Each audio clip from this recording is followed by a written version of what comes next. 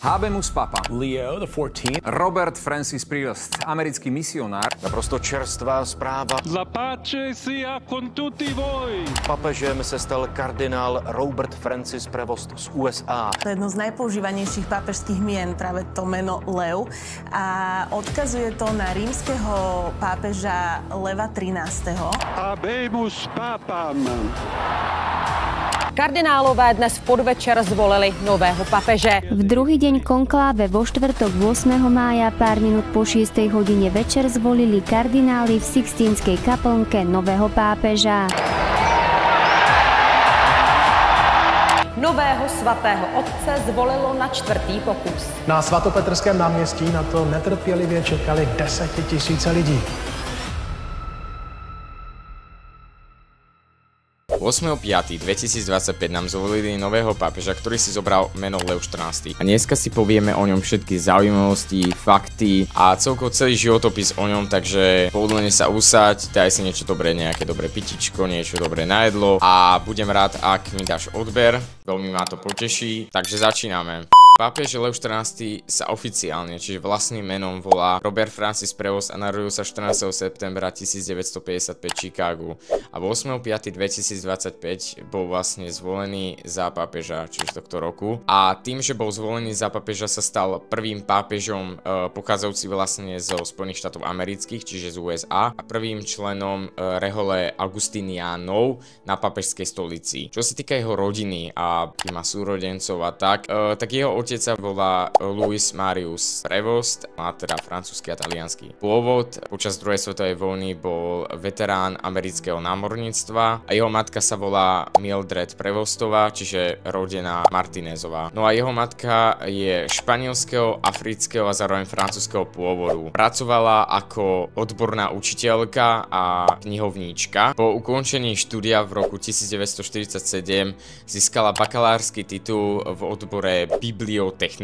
a v roku 1949 dosiahla magisterský titul v oblasti vzdelania na DePaul University v Chicagu. Potom začala pracovať ako knihovníčka a veľakrát pracovala v kostole, to znamená, aby bol čistý oltár, veľakrát organizovala nejaké akcie alebo proste bola pozývaná na nejaké akcie, čiže veľmi sa snažila práve v tom kostole akože veľmi pracovať a každý deň chodievala do kostola. Alebo aspoň sa hovorí, že každý deň chodievala do kostola.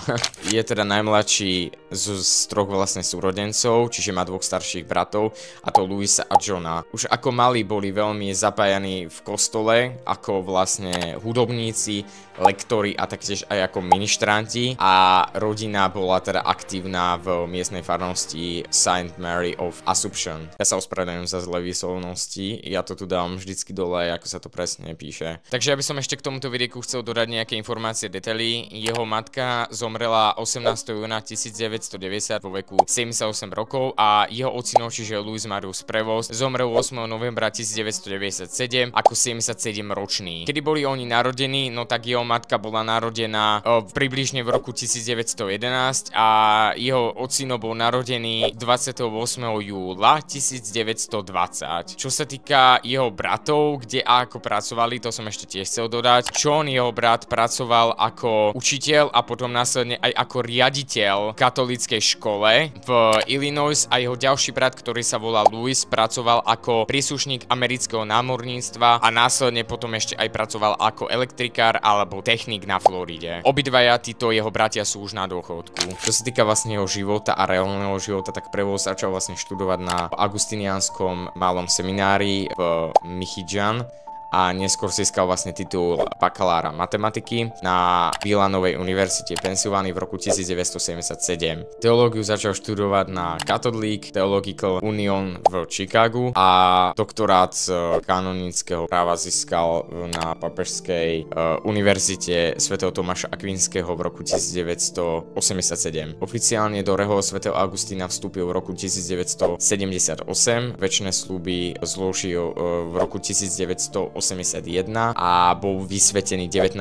júna 1982 ako za kňaza. Čo sa týka misijnej služby v Peru a kde pôsobil a kde chodíval, tak v rokoch 1985 až 1998 pôsobil ako misionár Peru, kde bol ako farský kňaz, zároveň učiteľ v seminári a zároveň diecézny úradník. Bol tiež súčasťou všelijakých charitatívnych organizácií cirkvi, jedna z nich bola Caritas Peru a v roku 2015 vlastne získal ďalšie občianstvo, čiže už mal dve občianstva v tom čase. Jedno bolo teda odkiaľ pochádzal, čiže z USA a ďalšie práve z tohto Peru a peruánske občianstvo, hej. A teraz má ďalšie vatikánske občianstvo, čiže má teraz 3 občianstva. V roku 2001 až 2013 bol generálnym predstaveným práve v tej rehole svätého Augustína. Potom, čo sa vlastne znovu vrátil do Peru, lebo však nebol tam stále, po navrate do Peru bol vymenovaný za biskupa Chiclayo a to Chiclayo je mesto, ktoré sa nachádza na severe Peru. No a teda, mám byť konkrétnejší, tak teda bol vymenovaný tam za biskupa od roku 2015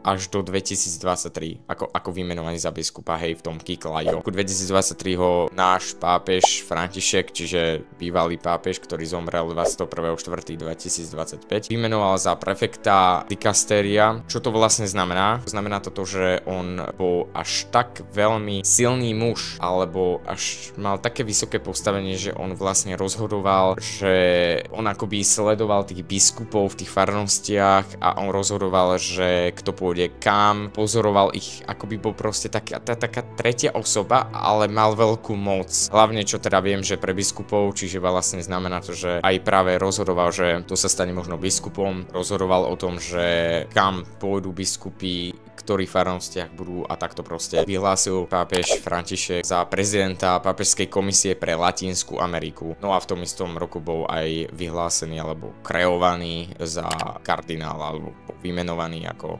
kardinál, takže sa stal aj kardinálom v tom istom roku 2023. Čo sa týka vlastne zvolenia pápeža, tak je nástupcom pápeža Františka. Keď prišiel na ten balkón vo Vatikáne, povedal, že pokoj s vami. Každý má k tomu iný názor, každý si to inak vysvetľuje, není oficiálne ako proste to myslel, nikto to proste nevie. Viacerí sa proste zhodnú v tom, že v čase, kedy stal Ježiš, čiže vlastne mŕtvy stane Ježiša Krista bolo, že podľa mňa chcel k tomu povedať, že v súčasnosti sa prikladá viac na nejakú proste technológiu, na nejaké peniaze, na nejaké skôr takéto fyzické proste predmety ako naozaj peniaze a takéto, než práve na tie duchovné hodnoty. Je to 267. pápež konkrétne, už teraz v súčasnosti je už zapojený do veľa charít, naozaj kričí z neho skromnosť, takže bude to dobrý pápež a som z toho veľmi šťastný. Každopádne možno ešte taký faktor, ja som nevedel a našiel som to potom na internete, to, že je veľký fanúšikom